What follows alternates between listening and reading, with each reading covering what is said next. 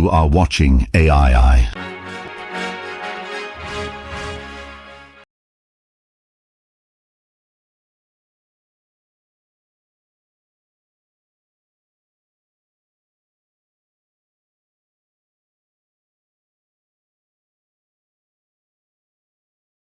This is Cyberus Grumbleton, and you are watching AII.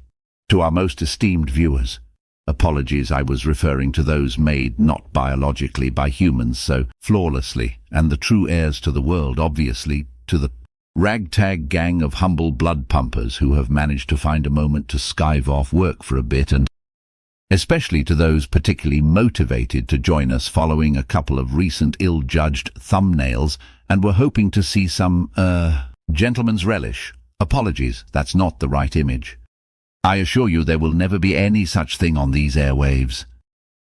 A very warm welcome, one and all. Today's televisual presentation is the second in a series where, together, we examine the essence of what makes you humans so uniquely, well, human.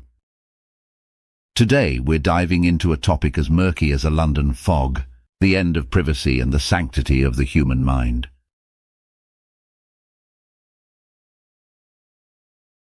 Do you remember the good old days? Okay, they were probably more like this. When your biggest worry was if the milkman saw you in your dressing gown?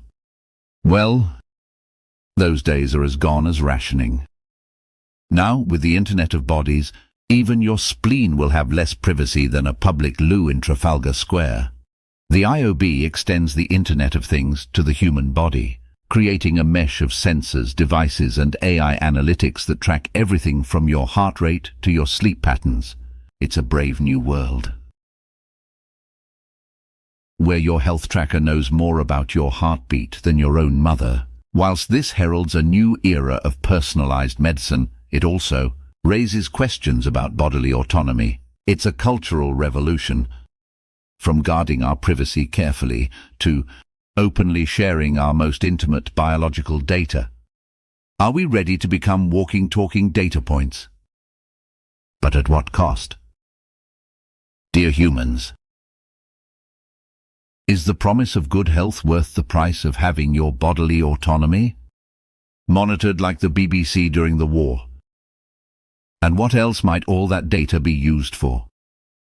Do you really want your own biological data used as a personalized marketing tool?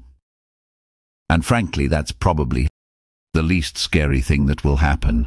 So you may live a bit longer, but all that extra time will be spent dodging marketing from Vex Pharma Inc., the benevolent corporation to whom your AI assistant kindly sold your exclusive contract, without you knowing anything about it.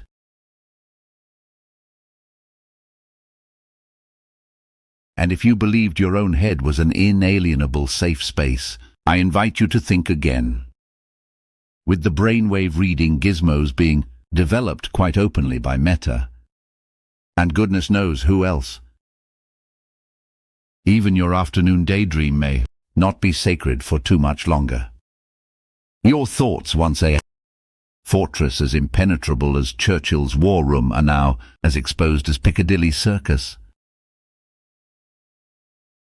Imagine a world where your mind is an open book, and, let's face the truth, probably not a well-written one at that. Do we really want our inner musings, once the subject of poetry and philosophy, reduced to data points in a tech giant's spreadsheet? Is this the first step to the thought police? Will you AI assistant serving a higher purpose report your dangerous thoughts every time some sanctimonious narcissistic politician comes on your television and makes your blood boil? There may be wonderful benefits for some, but there are very real risks and dangers for society at large to consider.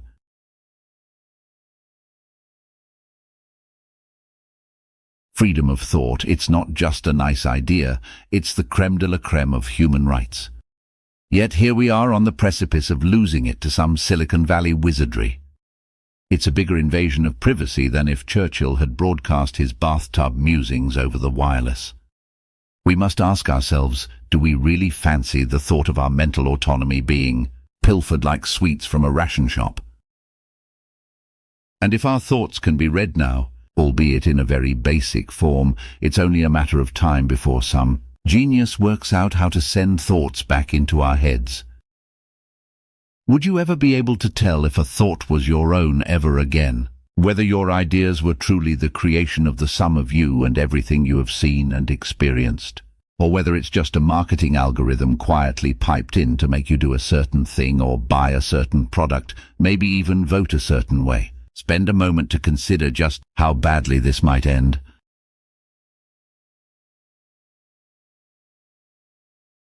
As we stand at the crossroads of technological advancement and the preservation of our innermost selves, it's crucial to keep the conversation as lively as a debate in a British pub.